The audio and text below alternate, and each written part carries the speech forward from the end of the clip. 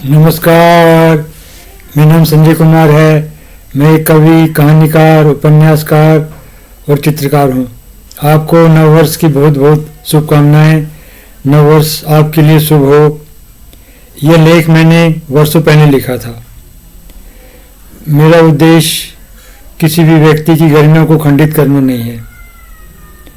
ये लेख मैं सिर्फ जनता को जागरूक करने के लिए प्रस्तुत कर रहा हूँ। महात्मा गांधी जी बहुत सम्मानित थे। स्वतंत्रता आंदोलन में उनका बहुत ही महत्वपूर्ण योगदान था, पर अन्य लोगों का भी बहुत योगदान था। उन्होंने बहुत सारी गलतियाँ की। उस गलतियों को रेखांकित करना बहुत जरूरी है। इसीलिए ये लेख मैं आपके समक्ष प्रस्तुत कर रहा हूँ। मेरे लेख का शीर्षक है महात्मा गांधी। महात्मा गांधी राष्ट्रपिता हैं।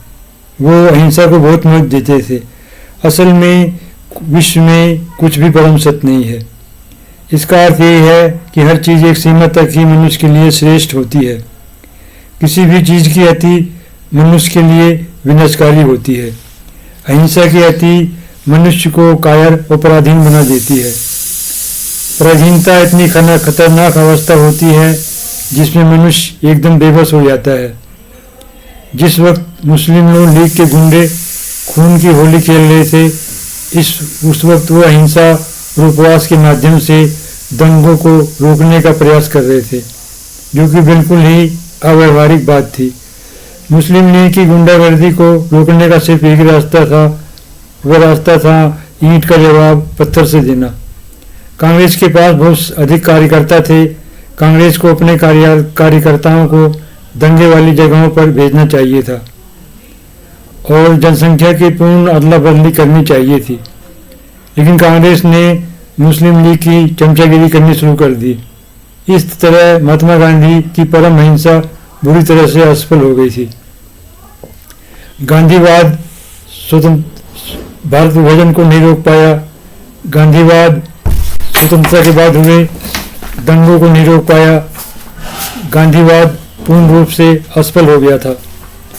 कुछ लोग कहते हैं कि हमें स्वतंत्रता महात्मा गांधी की अहिंसा ने दिलाई थी, पर यह बात सरासर गलत है। हमें स्वतंत्रता कई कारणों से मिली थी, और सबसे बड़ा कारण द्वितीय विश्व युद्ध था, जिसने अंग्रेजों की हालत एकदम खराब कर दी थी। दूसरा कारण था ब्रिटेन में सत्ता परिवर्तन। तीसरा कारण था जनता का बढ़ता हुआ आक्रोश, और सबसे बड़ा चौथा कारण था सुभाष चंद्र बोस की सेना का संगठन, जिसने अंग्रेजों की नाक में दम कर दिया था। इसी तरह और भी बहुत से कई कारण थे। महात्मा गांधी का स्वतंत्रता संग्राम में कोई योगदान नहीं था, ये कहना गलत होगा। स्वतंत्रता संग्राम में उनका योगदान था, पर अन्य लोगों का भी योगदान था। सिर्फ महात्मा गांधी और कांग्रेस की वजह से हमें स्वतंत्रता नहीं मिली थी। महात्मा गांधी के स्वतंत्रता आंदोलन में बहुत सी कमियां थी।